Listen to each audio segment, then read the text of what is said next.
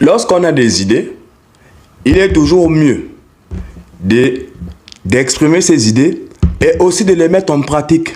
En tout cas, c'est ça que le grand frère Kémy Séba a décidé. Il a décidé que pour la présidentielle au Bénin en 2026, en tout cas, il se lance dans la bataille présidentielle. Le grand frère Kémy Séba se lance dans la bataille présidentielle au Bénin pour récupérer cette nation et pour la rendre totalement souveraine. Totalement souveraine. Vous-même, vous connaissez le point de vue que le grand frère Kémy Séba met en avant. On se demande s'il pourra les mettre lorsqu'il sera à la tête du pays, lorsqu'il sera à la tête d'une nation africaine. Nous n'allons pas jeter la pierre à notre grand frère. Je vous dis clairement, nous allons surveiller minutieusement tout le programme que le grand frère va nous sortir pour nos frères béninois et nous allons exposer ça à nos grands frères béninois.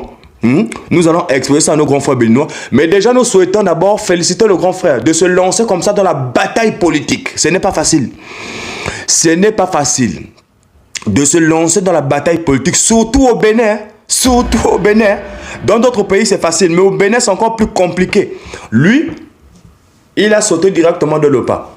Il a sauté de l'OPA, nous l'encourageons, nous le félicitons, nous attendons son programme présidentiel pour nos frères béninois. Et nous allons aussi le demander vraiment d'être vraiment fort et courageux, quoi. D'être vraiment fort et courageux en politique.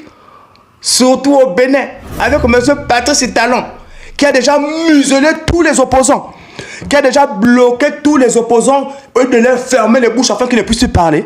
On a enfermé même certains. C'est une catastrophe. Donc, il faudra que le grand frère Kémy Séba puisse prendre des mesures. On dit un homme informé en vaut deux. Donc, Kémy Séba lui-même, il connaissait toutes les arrestations qu'il a eues dans différents pays africains, notamment aussi au Bénin, où on l'a déjà arrêté plusieurs fois. Donc, il faut qu'il essaye de s'entourer de bonnes personnes. Normalement, il a une très bonne équipe.